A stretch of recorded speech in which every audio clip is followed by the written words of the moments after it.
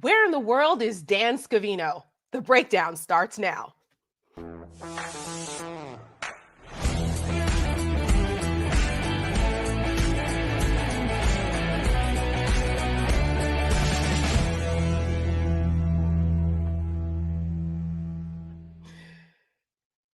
Good evening and welcome to The Breakdown. I'm Tara Setmayer, and as always with me, the Rick Wilson.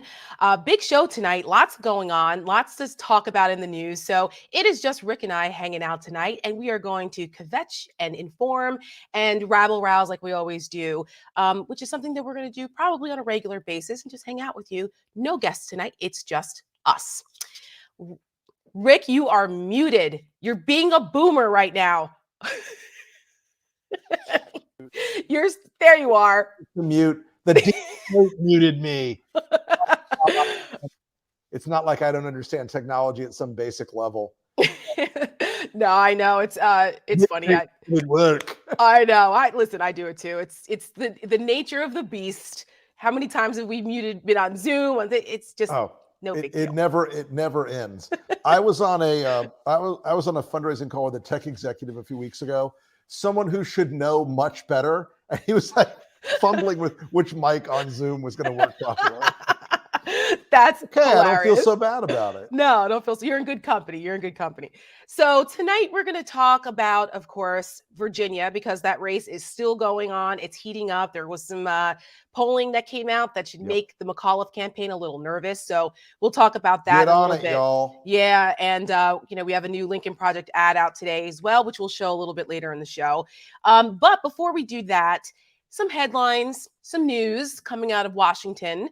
I don't want to spend too much time on this because it's a bit of a kind of people's eyes glaze over, but there is a debt ceiling deal. They're going to vote on it, but they're pushing the can down the road. They're kicking it down the road for a couple of weeks, but we're avoiding financial disaster right now. I think people want to hear our thoughts just briefly, Rick, on why you think Mitch McConnell caved. I have my thoughts. Well, I think Mitch McConnell caved for two reasons. The first reason was I think he recognized that this was going to end up being something that blew back on his people in a bunch of purple states. And I think he realized also that it's going to blow back very hard on Glenn Youngkin in Virginia, which it still may. Good point. Because, Northern Virginia's economy, as you well know, Tara, is absolutely centered 100% on the operations of the federal government. Yes. The constellation of contractors that spreads out like a starfish from DC along Route 50 and Route 66 and Route 7 all through Northern Virginia, those companies would have an immediate hit. So I think they need to win this governor's race, and they're really desperate to make sure that nothing blows that up. And I think that's one of the reasons Mitch has briefly caved on this. Now, the second part of this is Mitch's Lucy. And he is going to make sure that we end up feeling like things are going to be okay. They're going to make a deal. And there's a really good chance that he can delay this until after the Virginia race and then say, nah, just kidding. So you meant Lucy as in Lucy in the football in Peanuts, indeed. As opposed to like Loosey Goosey.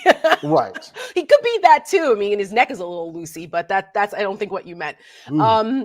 So yeah, I agree with everything that you said. You brought up a part of this an aspect that I didn't think of, which was the Virginia calculus in this, which makes complete sense.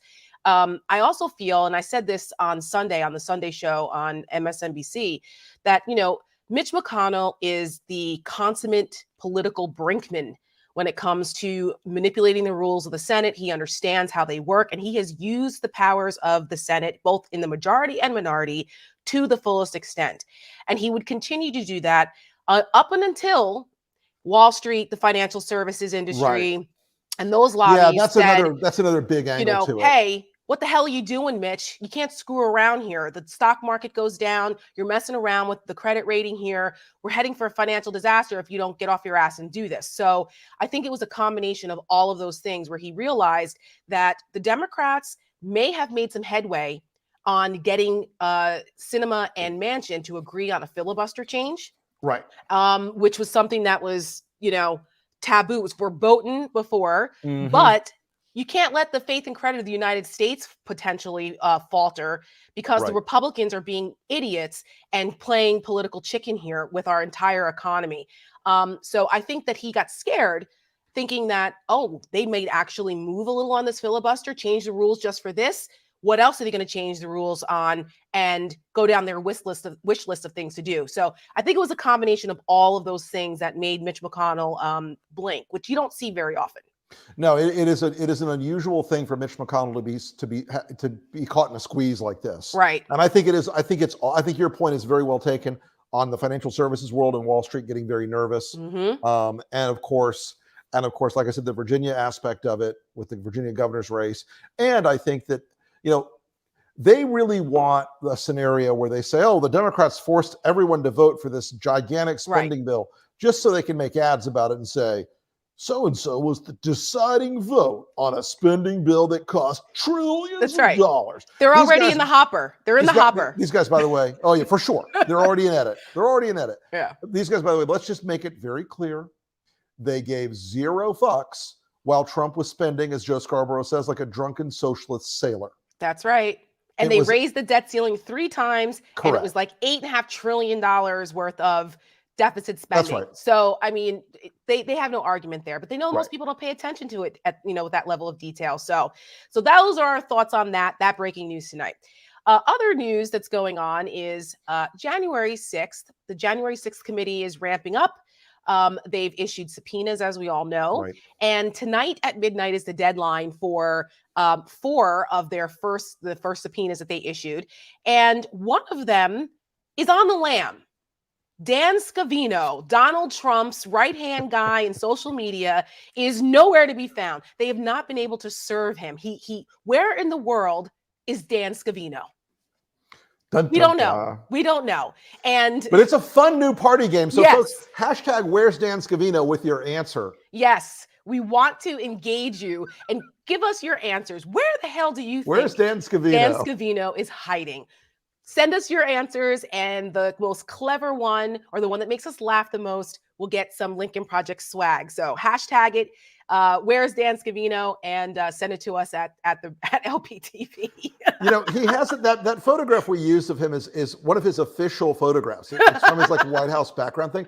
And I'm thinking, he's got such a tiny, wee little mouth and such tiny little eyes so close together. It's like somebody morphed his head in slightly. But Dan is hiding from subpoenas. I'll give everybody a clue. It has to do with Laura Mago in Palm Beach, Florida, dumbasses. He's hiding out of the goddamn resort, people. Come on. But if that's true, Rick, why can't they serve him? Because they're idiots. Oh my gosh. Listen, I want to say something to the Democratic folks on the committee. Get your fucking heads out of your asses. Okay? This is real talk. This is serious now. If you do not engage, and I give this lecture every time. I did it during the impeachment hearings. I'm going to give it again now. I'm going to beat my head against this wall for the 357th time. If you do not enforce the subpoenas and bring legal consequences to the people who resist them, you are pissing away the power of Congress. It's not just the short-term politics of it. It is the long-term politics of it. It is the constitutional crisis that you are helping to increase. You're pushing more and more power to the executive, even if it's under the most spurious grounds, which Trump's retroactive post-presidential executive privilege is horseshit. It's horseshit. Get a goddamn grip. You've got to go after these people. You've got to punish them. You've got to bring them under the lights. You've got to not let them put up with bullshit. Even if they're going to say, I take the Fifth Amendment or I refuse on the grounds of executive privilege, bring them in there and batter their fucking heads in. Make them sit there and run up their legal bills for hours and hours on end. These are unsympathetic, scummy, weird people. You want Steve Bannon, that giant lump of carcerous gristle sitting there sweating while his long gray locks make him look like Bob the serial killer in Twin Peaks. You want creepy Ali Akbar looking like he's looking for a pocket to pick in that room. You want these creepy scumbags sitting there under the lights going, I can't say anything because Mr. Trump. You want that. Learn to love spectacle. Learn to love the big show. That's what this is. Your fucking infrastructure bill can wait. It means nothing to voters. Get involved with the politics of what's really happening here right now. If you do not punish the people who organized and planned and plotted and conspired to execute January the 6th, you will get another fucking January the 6th. So endeth the lesson. Thus saith Go forth and sin no more. Frederick Wilson. You're 100% right on all of that. And there's really nothing more to follow up on. We're done. Good night. Good night. Thank you. Good night.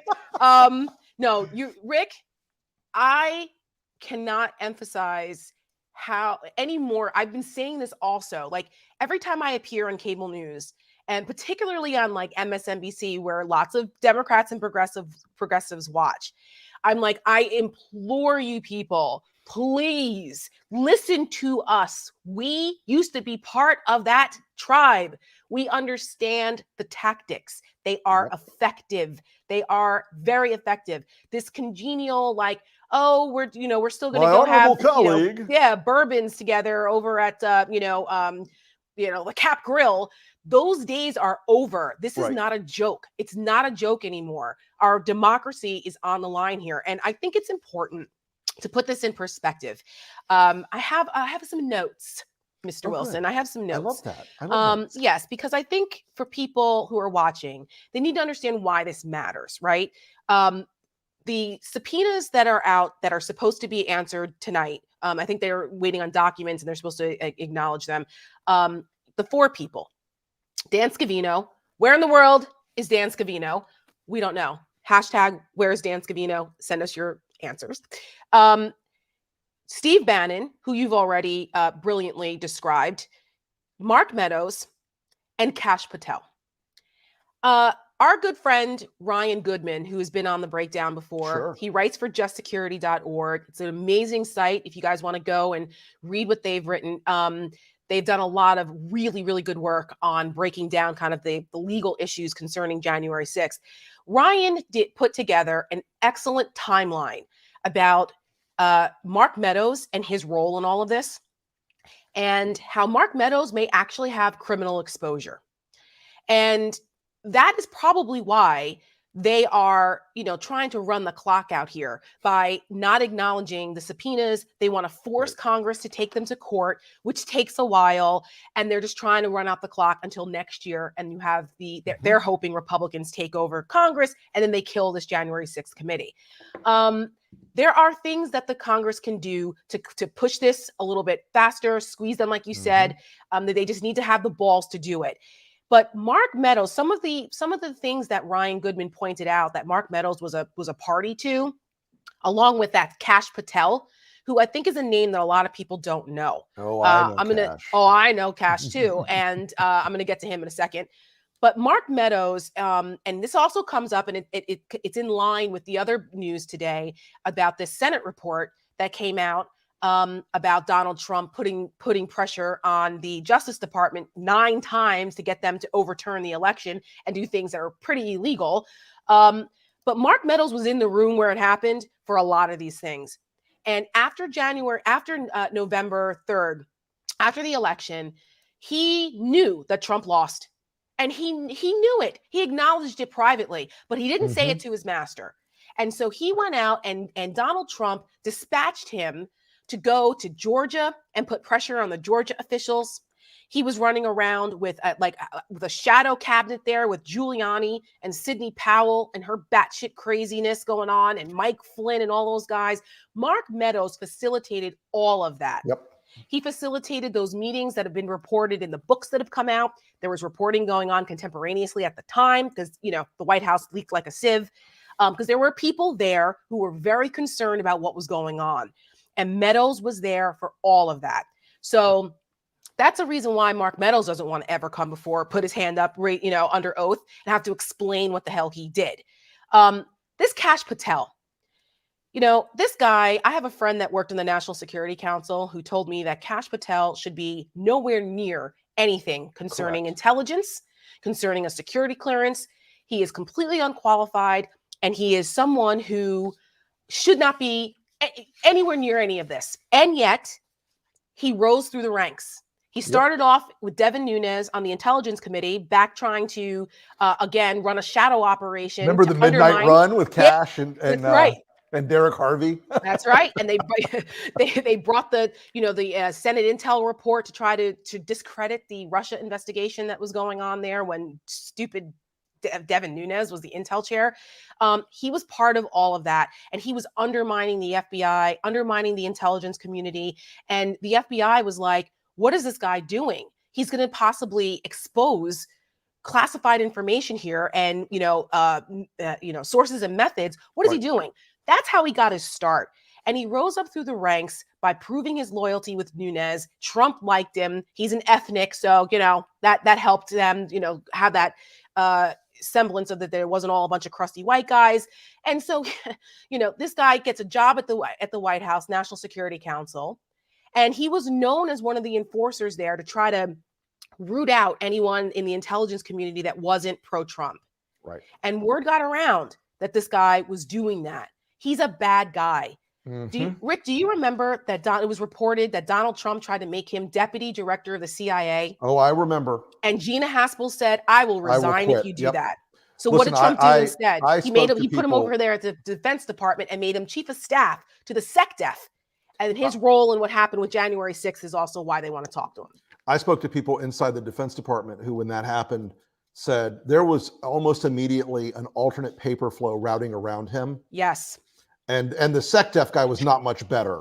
But Chris Miller. There was a de facto, realization that if you were giving this to this guy, it was going to be any classified information. It would be mishandled. It would be dangerously misapplied. It would be used for political purposes directly and immediately. And so, these guys are all of a type. They don't believe in anything except power. They are Trump hotties. They believe in nothing else except serving him. They will burn down everything else in their way. And of course, they combine that sort of slurry of malice, incompetence, and viciousness that really defines the sort of claque of advisors around this guy that he was able to attempt to use to sustain himself in power. Here's a term that I know that you will appreciate, Rick, about how Kash Patel was described by some Pentagon officials. On January 22nd, not long after January 6th, there was a Vanity Fair article that came out because I forget the author's name now, but he was embedded with Chris Miller for the final days, unbeknownst to him that he would have a front row seat to the insurrection and all that happened. But he wrote an article on January 22nd. And of course, Kash Patel and Chris Miller tried to, whitewash what happened and make themselves look like heroes. But the term that some in the corners, this is from the Vanity Fair article, it said, Ezra Cohen, who was a Michael Flynn acolyte, by the way, also over at the Pentagon. Cohen and Patel, who in some corners of the Pentagon were referred to as Zampolit, a term the Soviets used to describe political enforcers who were deployed to strategic locations to ensure loyalty to the Kremlin. So that was their reputation, folks, in the Pentagon amongst the professionals. The Zampoliti were Russian political officers who worked originally for the NKVD, which became the KGB, and they were the political officer. They could be anywhere in a battle, and if a general was not showing proper ideological fervor for the Soviet Union, this Lieutenant Zampolit could move him out and say, "Okay, why don't you go and go stand against that wall over there." When I saw that, I had to chuckle. It's a perfect analogy. I knew it. I was like, oh, I'm highlighting this for Rick because I know he'll appreciate it. Tom Nichols would like that one. Yes, he would. Yes, Tom Nichols, if you're watching, that's for you too, buddy. Something else that I think is important that Ryan Goodman pointed out about why all of this matters as well, particularly what came out in the Senate report. This coercion by Donald Trump, trying to politicize the Department of Justice even worse than we already knew. It was bad when Bill Barr said, "I'm out." When Bill Barr's like, "No, man, that's just too much for me. It's too much for me." The same guy that kissed Trump's ass and totally lied about the Mueller report to get ahead of it to protect Trump, right? All the things that Bill Barr did, scratching his head, I don't know, maybe playing the Barney Rubble role when he testified. Like that guy after the election was like, look, there is no fraud. I'm not going along with this scheme. Mark Meadows begged him to not resign, and he said, I'll hang on for a little bit. And then by December 14th, he's like, I'm out. He was vapor. He was a dot. So the Senate report says that, okay, Jeffrey Rosen was the acting. He steps in. And, Rosen has been very open with testifying about what happened. Mm-hmm. And it seems that this guy was a bit of a hero here because he put his foot down and said, I'm not doing that. And some of the acting deputy attorneys general under him also stepped in and said, this is too much. Like, we can't do this. But Mark Meadows was pushing. So is there criminal exposure here? What could they possibly do? Possibly. Ryan Goodman points out that there is U.S. Code, 18 U.S. Code 610. It is a law, federal statute called coercion of political activity. And this is the definition of it. You tell me if you think that this is something that qualifies. To me, I think so. It shall be unlawful for any person to intimidate, threaten, command, or coerce, or attempt to intimidate, threaten, command, or coerce any federal employee, as defined in Section 7322, to engage in or to not engage in any political activity, including but not limited to voting or refusing to vote for any candidate or measure in any election, making or refusing to make any political contribution, or working or refusing to work on behalf of any candidate. How is that not what Donald Trump was doing when he was calling up the Georgia officials, when he was calling up the, summoning the DOJ guys? It seems to me like this qualifies here. And the White House counsel knew. Pat Cipollone was also there, who's another one that said, no, if you guys try and do this, we're going to resign. Like, they wanted to get rid of Jeffrey Rosen because he said, I'm not doing it. Trump wanted to replace him with another acolyte bootlicker, this guy, Jeffrey Clark, who was a piece of work, who was all about the election fraud nonsense. He was buying into it. And Pat Cipollone, a bunch of the acting deputies, they said, look, this is going to be a murder-suicide if you do this. If you send this letter demanding that the states redo their elections or whatever the hell nonsense, I suggest folks read the executive summary of the Senate report. If you guys do this, not only will I resign, but so will some of the states attorneys around the country, people in the Justice Department. You're going to have a massacre here because no one will back this. So Trump actually backed off. Here's the thing. It's the intent of the crime, right, that still, I believe, should shock the conscience. And I want to go back into the same mode I was in a little while ago, talking about the 1-6 Commission. If the Justice Department, for some bizarre political neutrality point, thinks that this is inappropriate a year before an election, for the love of God, just burn down the fucking building today. These people conspired to overthrow a free and fair election in the United States of America. If that doesn't meet your standard for pursuing the bright line corruption inherent in doing so with Trump himself and Meadows, then nothing matters. LOL, nothing matters. Yep. The Justice Department has shown a great amount of reticence about moving aggressively. And the other side of this equation, they understand they can run out the clock. They can play out the game.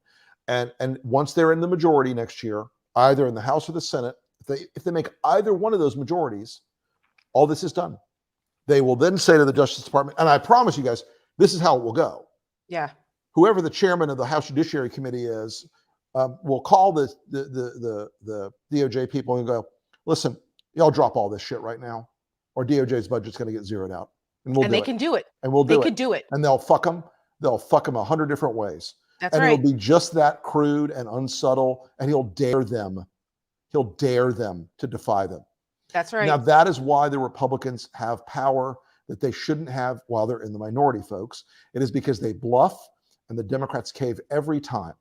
Or they send their people falsely to the Democrats and go, hey, listen, we can get along on infrastructure and some other things. Let's work together on that, but we can't do this 1-6 stuff. Come on, man. And there are Democrats who are believing that shit right now. Get your head out of your ass.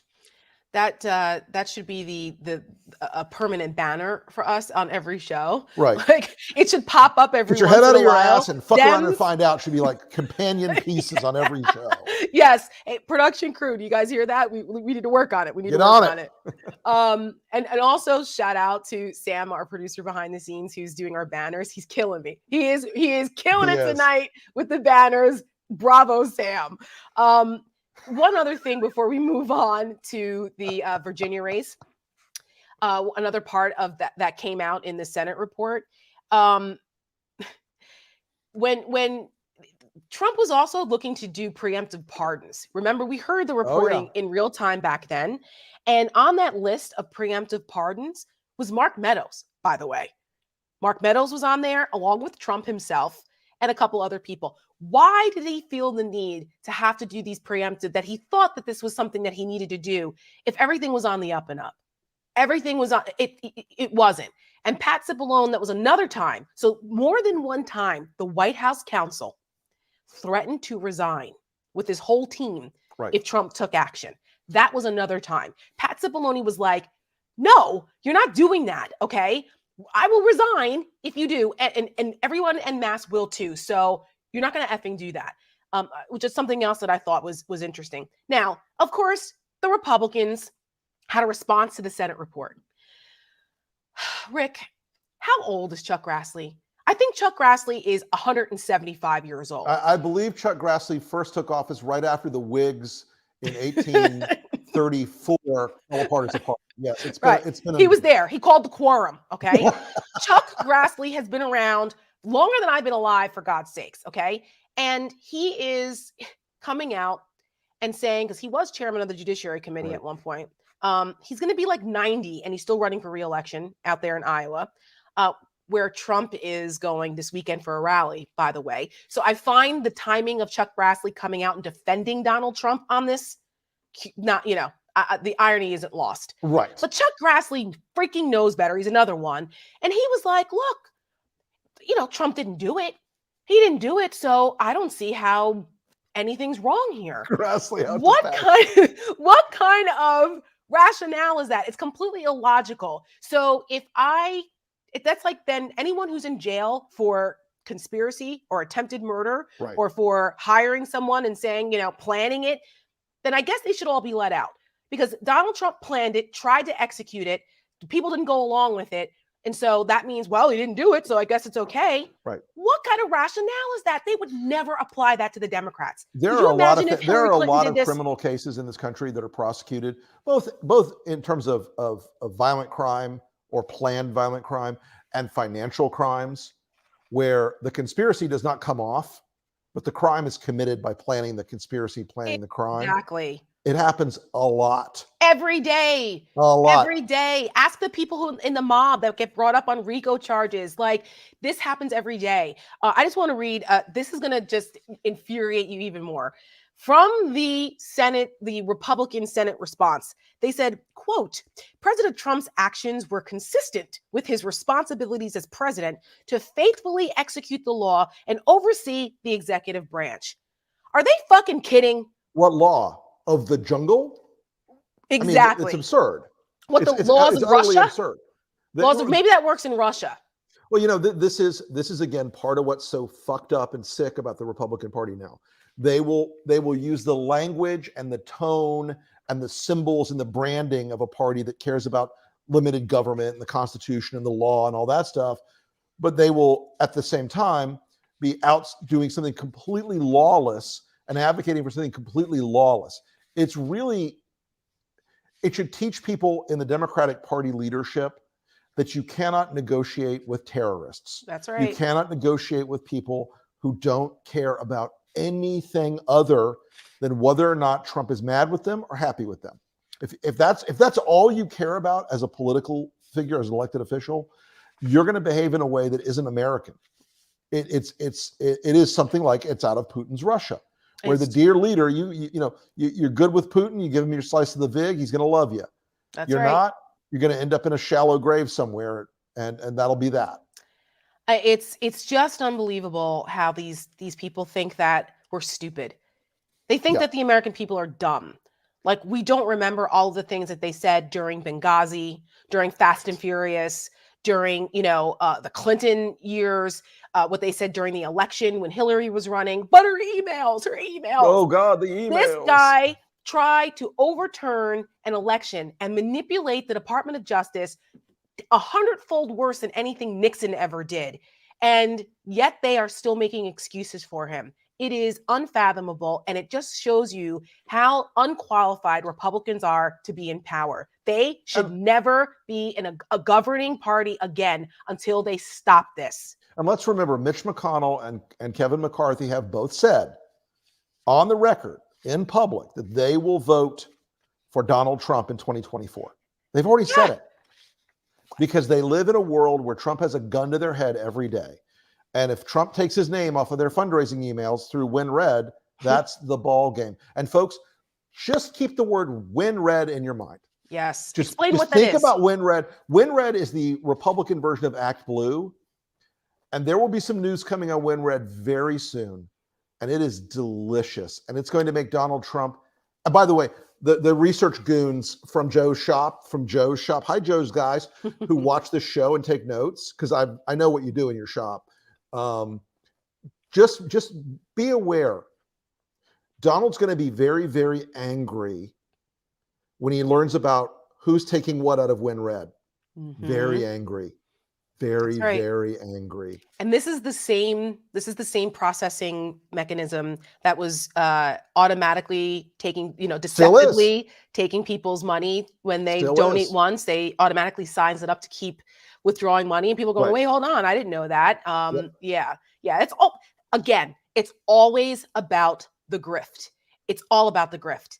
Donald Trump and the whole, election thing, he raised $250 million between leaving office and losing the election, claiming that he needed to raise money to stop the steal. Okay. So it's all about the grift. That's why he's not announcing that he's running for president just yet. He wants to keep people on the hook. He also gets off on being the kingmaker, but it's also about making money. So sure. It's the rubes that get duped into continuing to support him. He is playing them like the fools that they are, and they deserve every ounce of humiliation that they get for following this fool, because he's just stealing their money out of their pockets, and they're like, yeah, where do I sign up? It's crazy. It really is. All right, before we end the show tonight, Rick, let's talk a little Virginia. Let's do that. Yes, the Lincoln Project has put out another ad. Glenn Youngkin has been gaining on Terry McAuliffe. And it's important, I think, for people to realize that Glenn Youngkin is also just another marionette here with Trump pulling the strings, which is why he shouldn't, get elected. And I don't know why the McAuliffe campaign is not beating this drum louder, because Youngkin is doing very well in the suburbs and fairly well in Northern Virginia, better than he should be doing. So we're, again, as the tip of the spear, Lincoln Project is trying to help our Democratic friends here. Stick it to them a little bit. Stick it to Glenn Youngkin. But here's our latest ad about Glenn Trumpkin running in VA. Run it. November 3rd, 2020. Virginians overwhelmingly reject Donald Trump. November 2nd, 2021.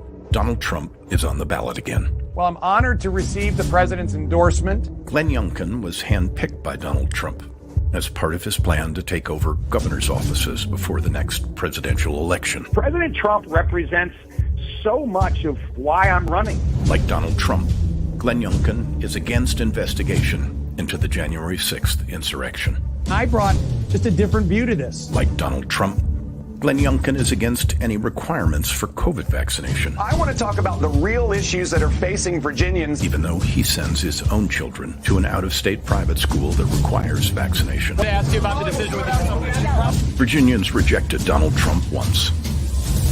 Why would we vote for him on November 2nd? The Lincoln Project paid for and is responsible for the content of this advertising. Democrats, that's how you do it. Tie him to Trump.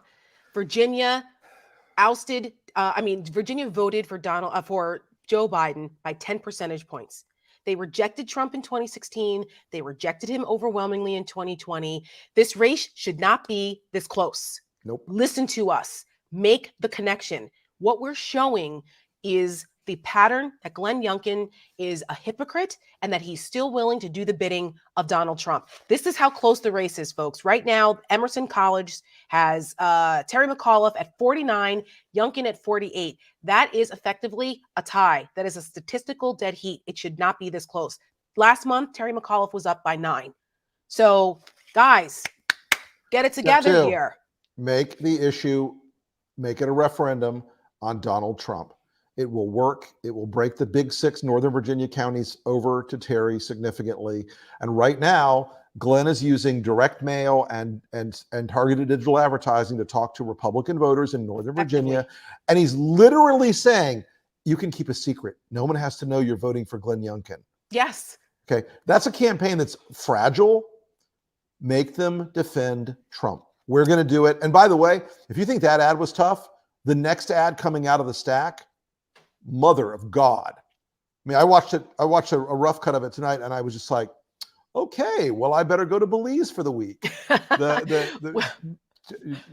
Youngkin's going to call in a drone strike on me when he sees that next one. So listen, that ad is it that ad that we just ran is running in Richmond, right? In Richmond, Charlottesville, and digitally across Virginia. Yep. So we're doing our part, folks. We're doing our part. And you can support our work at lincolnproject.com/donate. Yes. We've been raising a lot of money for Virginia specifically, and we're putting it right back out the door into Virginia media buys right now. We've got some major donors who are watching how we do with our small dollar donations in the next couple of weeks, because we want to make sure that we have a big push here right at the end. Yes, and just to clarify, it's lincolnproject.us. .us. So we have unlike MAGA, MAGA, which we own. Oh my goodness. So all right, we've got some Dan Scavino.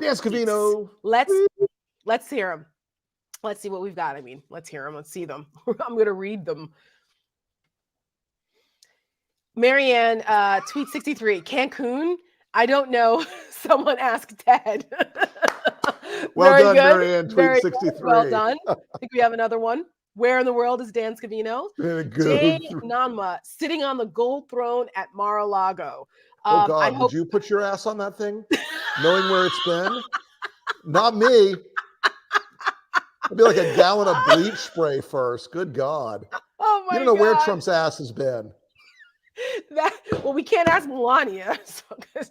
Anyway, on that note, good night, everybody. Good night, everyone. But before we go, we have don't forget, we'll be back on Tuesday and Thursday next week. And we are moving to a new time because it's getting darker earlier and it's time to fall back. So we'll be at a new time starting next week at 7 p.m. live Eastern. So make sure you tune in to see us on Tuesday. And here's a word from our Lincoln Project co-founder, Reed Galen. Good night. In less than a month, Virginians will choose their next governor. Their choices, a proven leader or a not-so-secret Trump clone. The Republican, Glenn Youngkin, thinks he can run Trump's policies through the car wash and Virginians won't notice. We're not going to let him get away with it. Youngkin would be the latest in a line of extremist Republican governors. They endanger American lives for their own political benefit. We simply can't afford another Ron DeSantis, Doug Ducey, or Greg Abbott. So we're showing Virginia exactly what Youngkin doesn't want them to see, who he really is. Please go to lincolnproject.us/donate and help us make sure Virginia voters see this ad before they go to the polls. Voters deserve to know the truth, and they deserve better than Glenn Trumpkin. Glenn Youngkin.